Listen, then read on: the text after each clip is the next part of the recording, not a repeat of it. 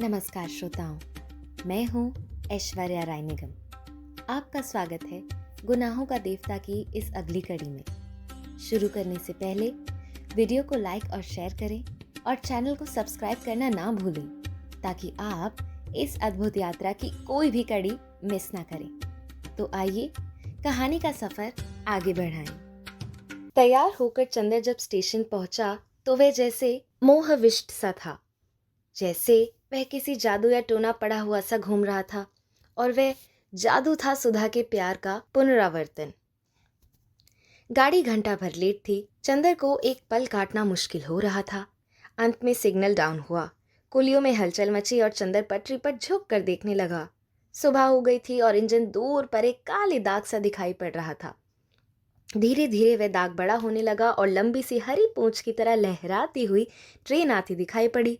चंदर के मन में आया वह पागल की तरह दौड़कर वहां पहुंच जाए। जिस दिन एक घोर अविश्वासी में विश्वास जाग जाता है, उस दिन वह पागल सा उठता है।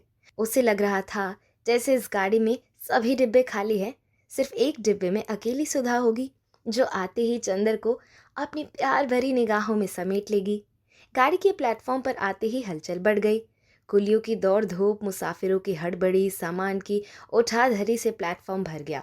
चंदर पागलों सा इस सब भीड़ को चीर कर डिब्बे देखने लगा। एक दफे पूरी गाड़ी का चक्कर लगा गया, कहीं भी सुधा नहीं दिखाई दी। जैसे आंसू से उसका गला रूंधने लगा। क्या आए नहीं ये लोग? किस्मत कितना व्यंग्य करती है उससे। आज जब वह किसी के चरणों पर अपनी आत्मा उत्सर्ग कर फिर पवित्र होना चाहता था तो सुधा ही नहीं आई। उसने एक चक्कर और लगाया और निराश होकर लौट पड़ा। सहसा सेकंड क्लास के एक छोटे से डिब्बे में से कैलाश ने झांककर कहा, कपूर। चंदर मुड़ा, देखा कि कैलाश झांक रहा है। एक कुली सामान उतार कर खड़ा है, सुधा नहीं है। जैसे किसी ने झोंके से उसके मन का दीप बुझा दिया। सामान बहुत थोड़ा सा था। वह डिब्बे में चढ़कर बोला, सुधा नहीं आई? आई है, देखो ना, कुछ तबीयत खराब हो गई है, जी मितला रहा है।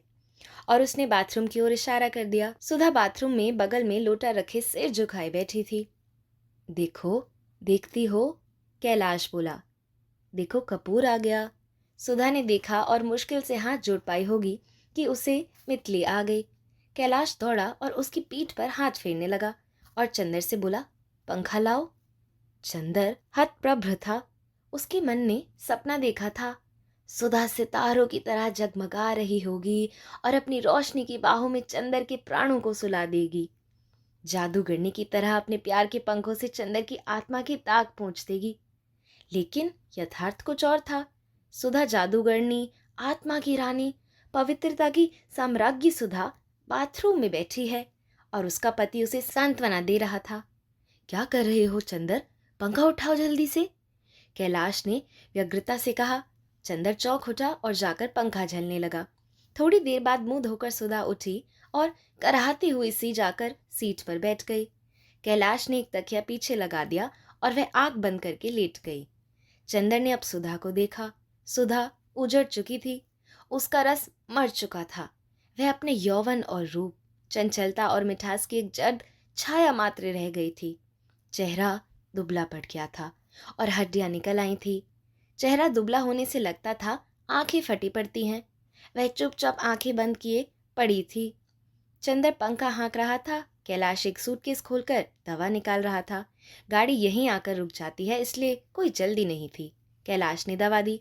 सुधा ने दवा पी और फिर उदास, बहुत बारीक, बहुत बीमार स्वर में बोली, चंदर, अच्छे तो हो, इतने दुबली कैसे लगते हो? अब कौन तुम्हारे खाने पीने की परवाह करता होगा? सुधा ने गहरी सांस ली। कैलाश बिस्तर लपेट रहा था। तुम्हें क्या हो गया है सुधा? मुझे सुख रोग हो गया है। सुधा बहुत क्षीण हंसी हंसकर बोली, बहुत सुख में रहने से ऐसे ही हो जाता है। चंदर चुप हो गया। कैलाश ने बिस्तर कुली को देते हुए कहा, इन्होंने तो बीमारी के मारे हम लोगों को परेशान कर रखा है। जाने बीमारियों को क्या मोहब्बत है इनसे। चलो उठो। सुधा उठी। कार पर सुधा के साथ पीछे सामान रख दिया गया और आगे कैलाश और चंदर बैठे। कैलाश बोला, चंदर, तुम बहुत धीमे ड्राइव करना वरना इन्हें चक्कर आने लगेगा। कार चल दी। चंदर कैलाश की विदेश यात्रा और कैलाश चंदर के कॉलेज के बारे में बात करते रहे।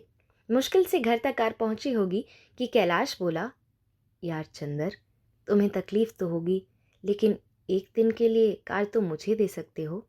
क्यों? मुझे ज़रा रीवा तक बहुत ज़रूरी काम से जाना है, वहाँ कुछ लोगों से मिलना है। कल दोपहर तक मैं चला आऊँगा। इसका मतलब मेरे पास नहीं रहोगे एक दिन भी? नहीं, इन्हें छोड़ जाऊँगा, लौटकर दिन भर रहूँगा। इन्हें छोड़ जाओगे? नहीं भाई, तुम जानते हो कि आजकल घर में कोई नहीं है। चंदर ने कुछ घबरा कर कहा। तो क्या हुआ, तुम तो हो। कैलाश बोला और चंदर के चेहरे की घबराहट देखकर हंस कर बोला, अरे यार, अब तुम पर इतना अविश्वास नहीं है। अविश्वास करना होता तो ब्याह के पहले ही कर लेते। चंदर मुस्कुरा उठा।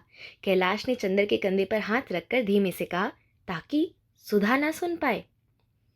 वैसे चाहे मुझे कुछ भी असंतोष क्यों ना हो, लेकिन इनका चरित्र तो सोने का है, ये मैं खूब परख चुका हूँ।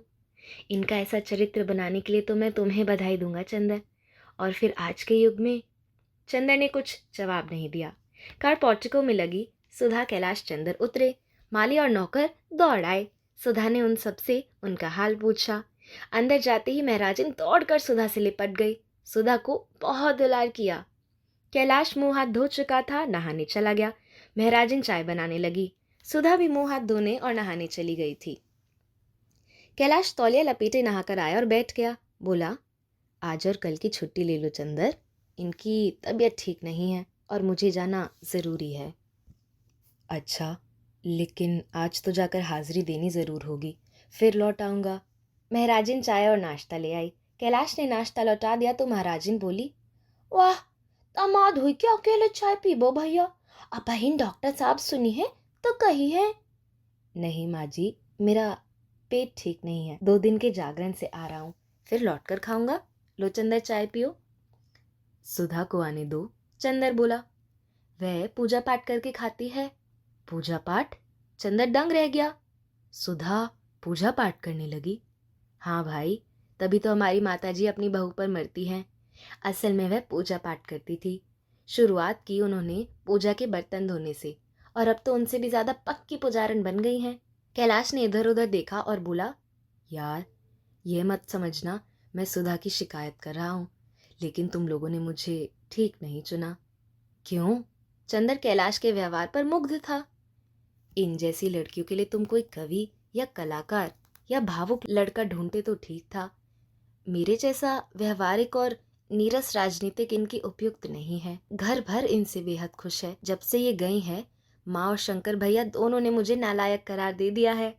इन्हीं से पूछकर सब करते हैं, लेकिन मैंने जो सोच रखा था वह मुझे नहीं मिल पाया। क्यों, क्या बात है? चंदर ने पूछा। गलती बताओ तो हम इन्हें समझाएं।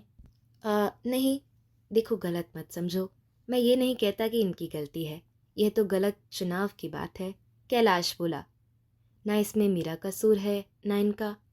मैं चाहता था कोई लड़की जो मेरे साथ राजनीति का काम करती, मेरी सबलता और दुर्बलता दोनों की संगिनी होती, इसलिए इतनी पढ़ी लिखी लड़की से शादी की। लेकिन इन्हें धर्म और साहित्य में जितनी रुचि है उतनी राजनीति से नहीं, इसलिए मेरे व्यक्तित्व को ग्रहण भी नहीं कर पाई।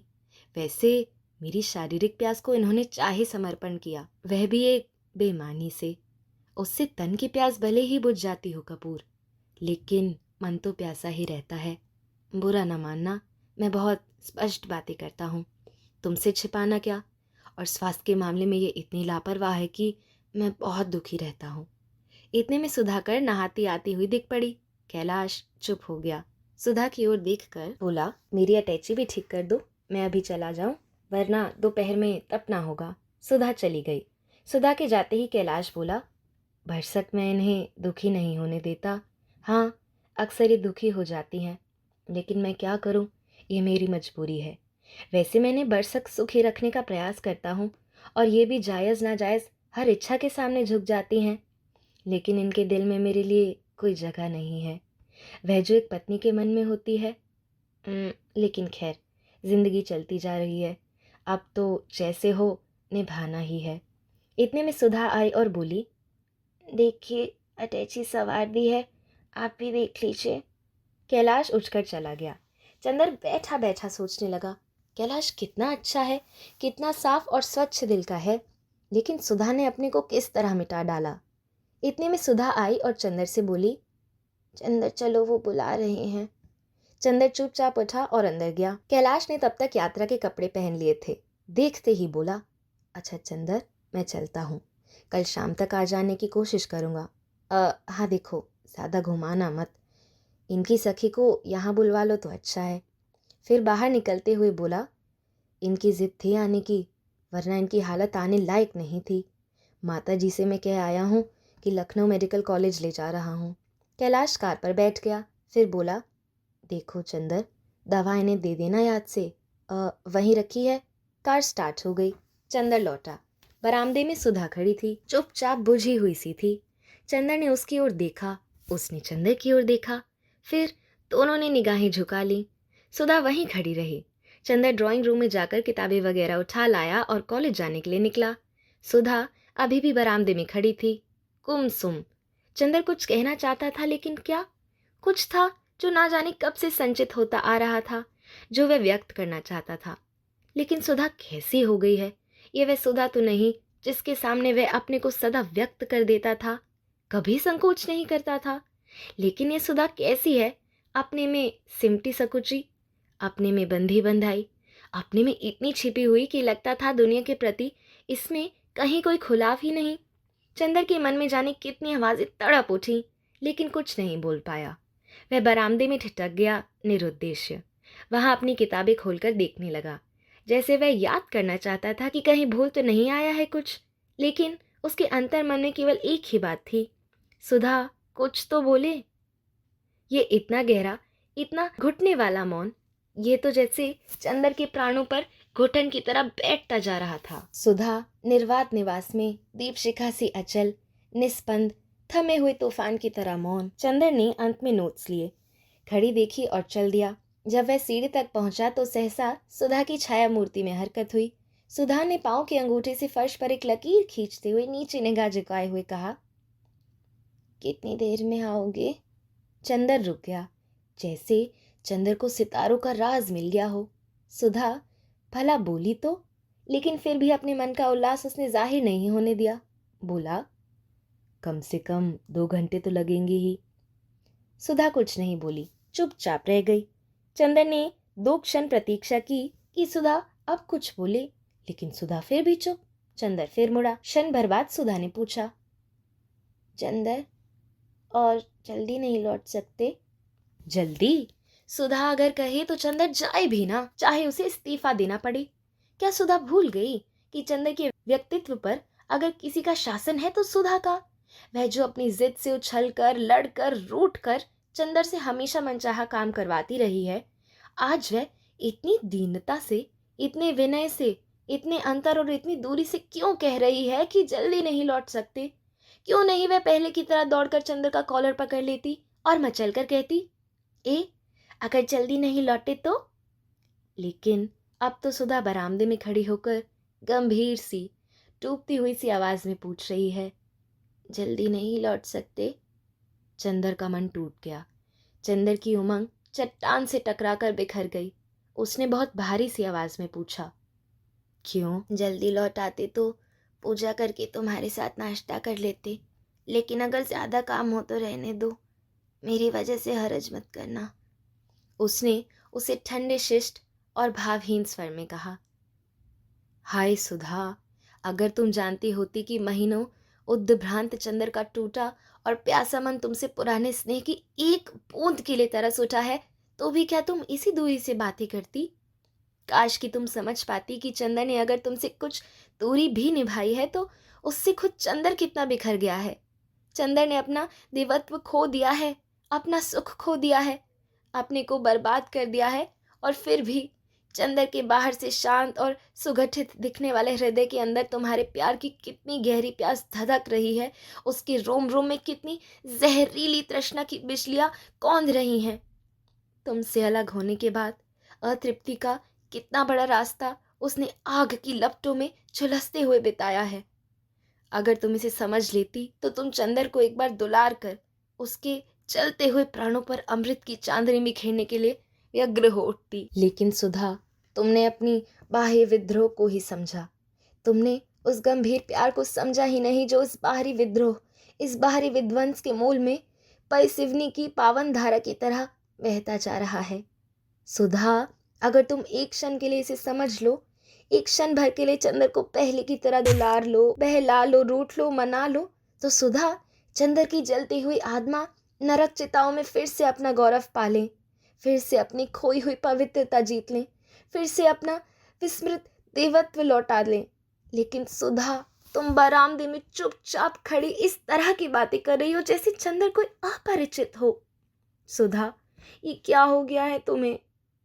चंदर, पिंती, पम्मी, सभी की जिंदगी में जो भयंकर तूफान आ गया है, जिसने सभी को झकझोर कर थका डाला है, इसका समाधान सिर्फ तुम्हारे प्यार में था, सिर्फ तुम्हारी आत्मा में था। लेकिन अगर तुमने इनके चरित्रों का अंतर्निहित सत्य ना देखकर बाहरी विध्वंस से ही अपना आगे का व्यवहार निश्चित कर लिया, तो कौन इन्हें इस चक्रवात से खींच निकालेगा?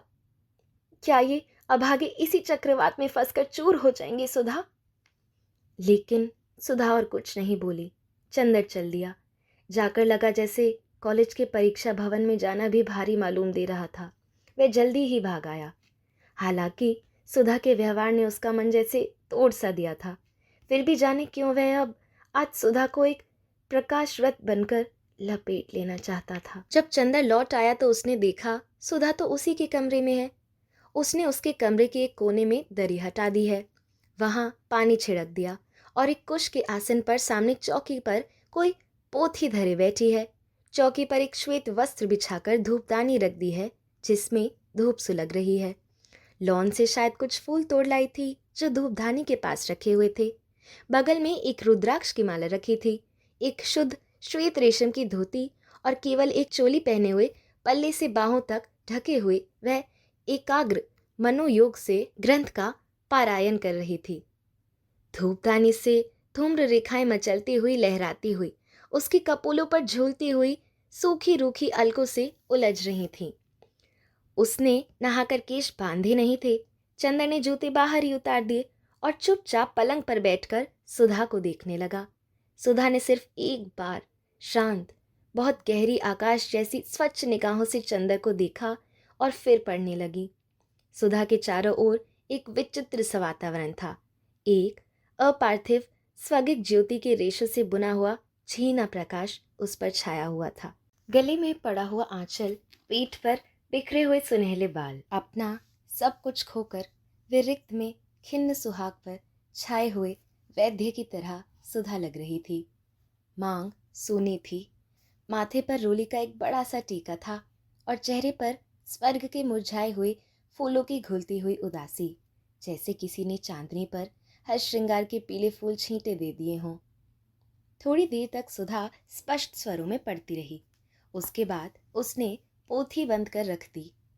उसके बाद आंख बंद कर जाने किस अज्ञात देवता को हाथ जोड़कर नमस्कार किया। फिर उठ खड़ी हुई और फर्श पर चंदर के पास बैठ गई। आंचल कमर में खोस लिया और बिना सिर उठाए बोली, चलो नाश्ता कर लो। यहीं ले आओ, चंदर बोला। सुधा उठी और नाश्ता ले आई। चंदर ने उठाकर एक टुकड़ा मुंह में रख लिया, लेकिन जब सुधा उसी तरह फर्श पर चुपचाप बैठी रही तो चंदर ने कहा, तुम भी खाओ। मैं? वह एक फीकी हंसी हंसकर बोली, मैं खा लूं तो अभी क्या हो जाए? मैं सिवा नींबू के शरबत और खिचड़ी के अब कुछ नहीं खाती, और वह भी एक वक्त। क्यों? असल में पहले मैंने एक व्रत किया 15 दिन तक, केवल प्रातः काल खाने का। तब से कुछ ऐसा हो गया है कि शाम को खाते ही मन बिगड़ जाता है। इधर और कई रोग हो गए हैं। चंदर का मन रो आया। सुधा, तुम चुपचाप इस तरह अपने को मिटाती रही। मान लिया चंदर ने एक खत में तुम्हें लिख ही दिया था कि अब पत्र व्यवहार बंद कर दो, लेकिन क्या अगर तुम पत्र भेजती तो चंदर की हिम्मत थी कि वह उत्तर ना देता? अगर तुम समझ पाती कि चंदर के मन में कितना दुख है। चंदर चाहता था कि सुधा के गोद में अपने मन की सभी बातें बिखेर दे, लेकिन सुधा कहे, कुछ शिकायत करे तो चंदर अपनी सफाई दे। लेकिन सुधा तो है कि शिकायत ही नहीं करती, सफाई देने का मौका ही नहीं देती। ये देवत्व की मूर्ति सी पथरीली सुधा, ये चंदर की सुधा तो नहीं। चंदर का मन बहुत भर आया। उसने रूंधे गले से पूछा, सुधा, तुम बहुत बदल गई हो। खैर, और तो जो कुछ है उसके लिए अब मैं क्या कहूँ, लेकिन अपनी तंदुरुस्ती बिगाड़कर क्यों तुम मुझे दुख दे रही हो। अब यूं भी मेरी जिंदगी में क्या रहा है, लेकिन एक ही संतोष था कि तुम सुखी हो। लेकिन तुमने मुझसे वह सहारा छीन लिया। पूजा किसकी करती हो? पूजा कहाँ पाठ करती हूँ चंदर, गीता का और भागवत का, कभी कभी सूर सागर का। पूजा भला किसकी करूँगी? मुझ जैसी अभाग्नि की पूजा भला स्वीकार कौन करेगा? तब यह एक वक्त का भोजन क्यों? ये तो प्रायश्चित है चंदर, सुधा ने एक गहरी सांस लेकर कहा। प्रायश्चित? चंदर ने अचरज से कहा। हाँ, प्रायश्चित। सुधा ने अपने पाँव की बिछियों को धोती के छोर से रगड़ते हुए कहा। हिंदू गृह तो एक ऐसा जेल होता है जहाँ कैदी को उपवास करके प्राण छोड़ने की भी इजाज़त नहीं रहती। अगर धर्म का बहाना ना हो, धर्म के बहाने उपवास करके कुछ सुख मिल जाता है। एक क्षण आता है कि आदमी प्यार से विद्रोह कर चुका है, अपने जीवन की प्रेरणा मूर्ति की गोद से बहुत दिन तक निर्वासित रह चुका है। उसका मन पागल हो उठता है फिर से प्यार करने को, बेहद प्यार करने को, अपने मन का दुलार फूलों की तरह बिखरा देने का। आज विद्रोह का तूफान उतर जाने के बाद अपनी उजड़ी हुई जिंदगी में बीमार सुधा को पाकर चंदर का मन तड़प उठा। सुधा की पीठ पर लहराती हुई सूखी अलके हाथ में ले ली। उन्हें गूंथने का असफल प्रयास करते हुए बोला, सुधा, ये तो सच है कि मैंने तुम्हारे मन को बहुत दुखाया है, लेकिन तुम तो हमारी हर बात को, हमारे हर क्रोध को क्षमा करती रही हो। इस बात का तुम उतना बुरा मान गई? किस बात का चंदर? सुधा ने चंदर की ओर देखकर कहा। मैं किस बात का बुरा मान गई? किस बात का प्रायश्चित कर रही हो तुम, इस तरह अपने को मिटाकर? प्रायश्चित तो मैं अपनी दुर्बलता का कर रही हूँ चंदर। दुर्बलता? चंदर ने सुधा की अलकों को घटाओं की तरह छिटकार कर कहा। दुर्बलता चंदर, तुम्हें ध्यान होगा, एक दिन हम लोगों ने निश्चय किया था कि हमारे प्यार की कसौटी ये रहेगी चंदर, दूर रहकर भी हम लोग ऊंचे उठेंगे, पवित्र रहेंगे। दूर हो जाने के बाद चंदर, तुम्हारा प्यार तो मुझ में एक दृढ़ आत्मा और विश्वास भरता रहा। उसी के सहारे में अपने जीवन के तूफानों को पार कर ली गई। लेकिन पता नहीं मेरे प्यार में कौन सी दुर्बलता रही कि तुम उसे ग्रहण नहीं कर पाए। मैं तुमसे कुछ नहीं कहती, मगर अपने मन में कितनी कुंठित हूँ कि कह नहीं सकती। पता नहीं दूसरा जन्म होता है या नहीं, लेकिन इस जन्म में तुम्हें पाकर तुम्हारे चरणों पर अपने को ना चढ़ा पाई, तुम्हें अपने मन की पूजा में यकीन ना दिला पाई, इससे बढ़कर और दुर्भाग्य क्या होगा। मैं अपने व्यक्तित्व को कितना गर्हित, कितना छिछला समझने लगी हूँ चंदर। चंदर ने नाश्ता खिसका दिया। अपनी आंख में झलके हुए आंसू को छुपाते हुए चुपचाप बैठ गया। नाश्ता कर लो चंदर, इस तरह तुम्हें अपने पास बिठाकर खिलाने का सुख अब कहाँ नसीब होगा। लो। और सुधा ने अपने हाथ से उसे एक नमकीन सेव खिला दिया। चंदर के भरे आंसू सुधा के आंसू पर छू पड़े। छी, ये क्या चंदर? कुछ नहीं। चंदर ने आंसू पोंछ डाले। इतने में महाराजिन आई और सुधा से बोली, बिटिया रानी, ले इनान खटाई हम कलह से बना के रख दिया कि तो का खिलाई वे। अच्छा, हम भी महाराजिन इतने दिन से तुम्हारे हाथ का खाना खाने के लिए तरस गए, तुम चलो हमारे साथ। यहाँ चंदर भैया के कौन देखी, अब बिटिया इन्हों के ब्याह कर दे तो हम चली तोहरे साथ। सुधा हंस पड़ी। चंदर चुपचाप बैठा रहा। महराजिन खिचड़ी डालने चली गई। सुधा ने चुपचाप नान खटाई की तश्तरी उठाकर एक ओर रख दी। चंदर चुप। अब क्या बात करे? पहले वे दोनों घंटों क्या बात करते थे, उसे बड़ा ताज्जुब हुआ। इस वक्त कोई बात ही नहीं सूझती है। पहले जाने कितना वक्त गुजर जाता था, दोनों की बातों का खात्मा ही नहीं होता था। सुधा भी चुप थी। थोड़ी देर बाद चंदर बोला, सुधी, तुम सचमुच पूजा पाठ में विश्वास रखती हो? क्यों, करती तो हूँ चंदर। हाँ, मूर्ति जरूर नहीं पूजती, पर कृष्ण को ज़रूर पूजती हूँ। अब सभी सहारे टूट गए, तुमने भी मुझे छोड़ दिया। तब मुझे गीता और रामायण में बहुत संतोष मिला। पहले मैं खुद ताज्जुब करती थी कि औरतें इतना पूजा पाठ क्यों करती हैं। फिर मैंने सोचा, हिंदू नारी इतना असहाय होती है, उसे पति से, पुत्र से, सभी से इतना लांछन, अपमान और तिरस्कार मिलता है कि पूजा पाठ ना हो तो पशु बन जाए। पूजा पाठ ही ने हिंदू नारी का चरित्र अभी तक इतना ऊंचा रखा है। मैं तो समझता हूँ यह अपने को भुलावा देना है। दोस्तों, आपका बहुत बहुत धन्यवाद कि आपने इस कहानी को यहाँ तक सुना। उम्मीद है कि आपको यह हिस्सा भी पसंद आया होगा। ये कहानी अभी जारी है और अगले एपिसोड में हम और भी दिलचस्प मोड़ और नए घटनाक्रम लेकर आएंगे। तो अगले एपिसोड का इंतजार जरूर करें और अपनी उत्सुकता यूं ही बनाए रखें। तब तक के लिए अलविदा।